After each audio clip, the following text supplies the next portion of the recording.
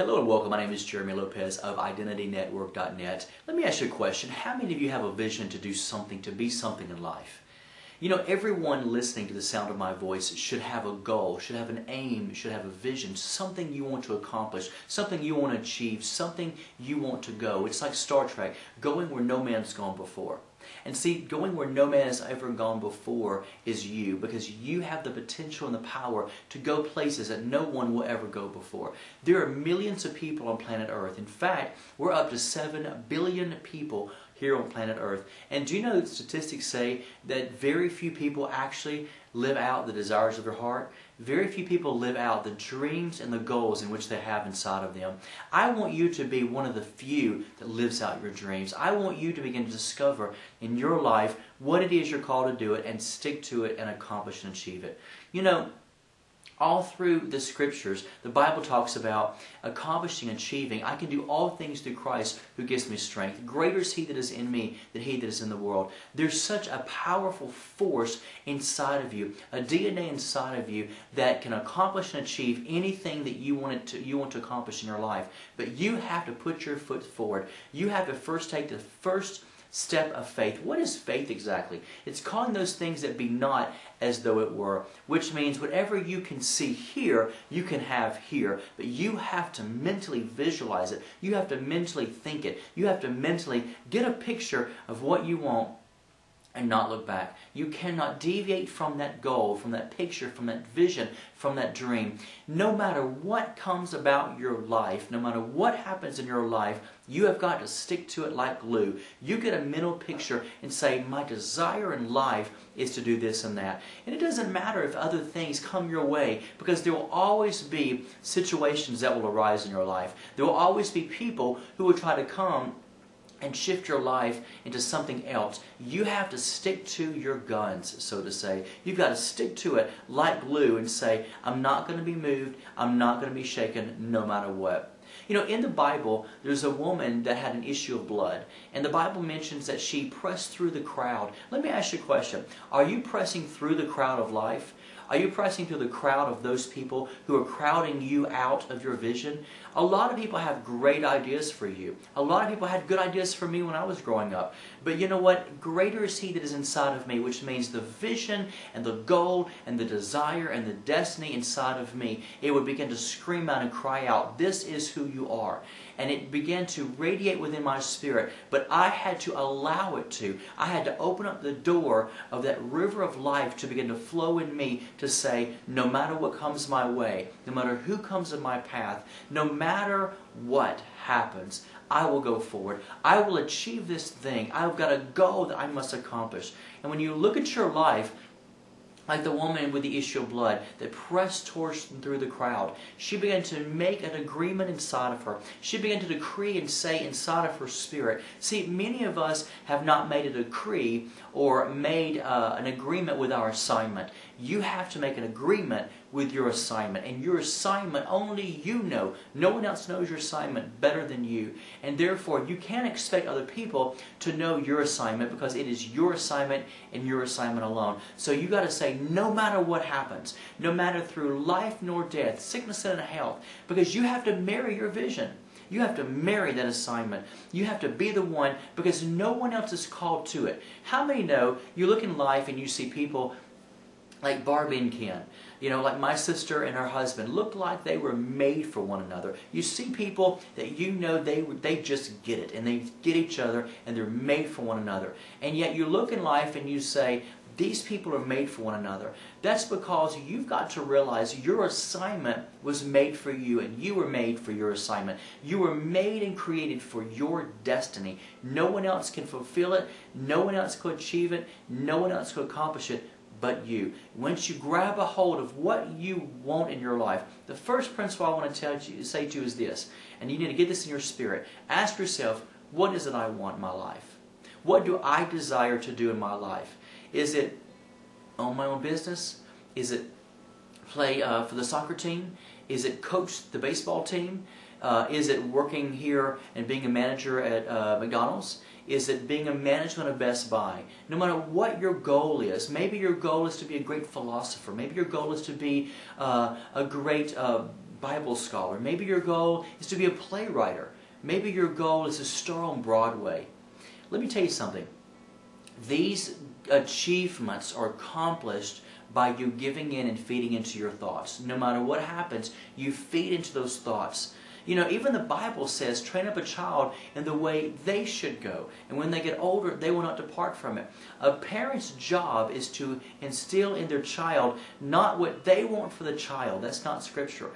Neither tell them what they think they should do. That's not scriptural. You are called to train up a child in the way that child is to go. And you've got to feed off their emotions. You've got to feed off their desire, their thoughts, and what they constantly talk about a lot. You have to feed that and pull it out of them. Well, see, that's how you should be with your own thoughts. You should begin to feed into your thoughts and begin to buy into it and say, this is what I'm focusing on the most. And what I focus on the most is what brings me joy. See, it's okay to bring your emotions into it.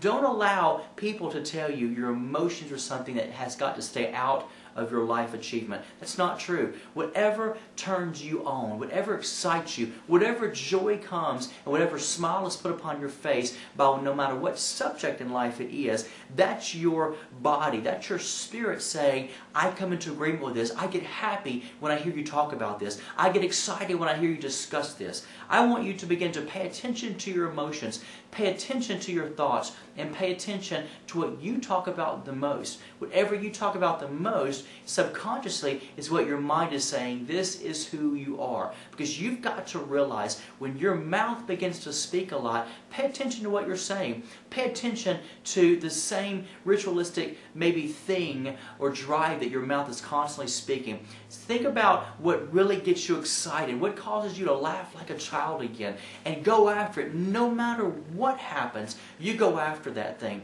It reminds me of when the Bible talks about the love of God. And it says, no height nor depth, no anything under heaven or earth can separate us from the love of God. And the reason why, because God had a goal, God had an aim, God had a vision, and that is, He said this, no matter what happens, I'm not deviating from my love for my people. No matter what happens, I'm not deviating from the love I have for humanity. No matter what happens, no matter what they think, no matter what they do, my love for them will never shift.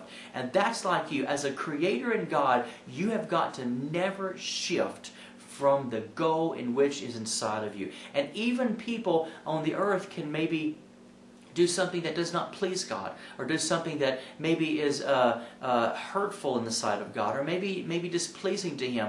But He says, no height nor depth, no principalities, no powers that were, no powers that will ever come, nothing in heaven, nothing on earth will ever separate me from the love of God.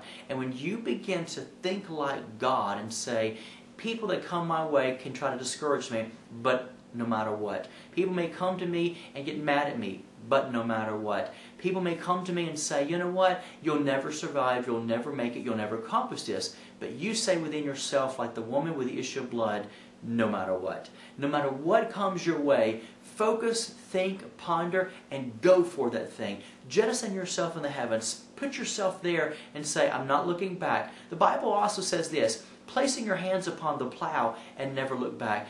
Why the plow? Because the plow represents something that is constantly stirring up the dirt, to plow the dirt to get it ready to plant seeds. In your walk of life, no matter where you are or who you are, you've got to find your goal. Find your vision, find your destiny, and begin to say, no matter what, I'm plowing the ground to plant more seeds into my brain that's going to help feed into where I need to be in my life. Did you know, no matter what, when you begin to focus on your joy, focus on your vision, focus on what makes you happy, focus on the desire in your heart that God's given you. When you focus on that, you begin to plow the ground for new territory in your brain. Scientists say we use about 10% of our brain. So there's 90% of your brain. You need to go outside of the borders of your imagination and start plowing. You've got to learn to plow your imagination, to stretch it, to grow it, and feed it to where it feeds your desire. Whatever your desire is comes to you as a seed form, but you have to turn that acorn into an oak tree by feeding that thought.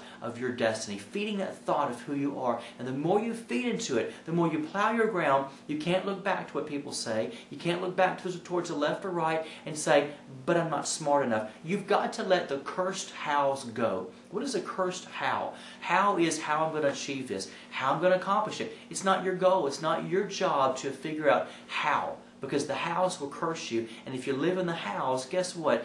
The hows for anybody in life is really not the answer. The answer is thoughts become things. The answer is I can do this thing. I can do this thing. I'm going to put my mind to it. I'm going to accomplish it. Many people focus on working the behind and not their mind. When you begin to focus on working your mind and not your behind and thinking it no matter what, you'll begin to achieve it. You'll begin to accomplish it. I myself, as a business owner, I own many businesses and corporations that are very successful, and they pull in the money because I know the art of building success in people's lives. I know the art of beginning to instill in people to say, no matter what, do not deviate from your path, do not deviate from your life, do not deviate from anything in your life other than the mind of God inside of you that says, no matter what, you can do this thing. So I want you to get that in your spirit today. Figure out, focus on, what do I like to do? What really excites me? What brings joy to my heart? And you focus on it, and you ponder on it, and you meditate upon it, no matter what, and never let anyone deviate you from that thought, because thoughts become things. Are you ready to see things happen? Are you ready? I want to challenge you for a moment. Take a note card.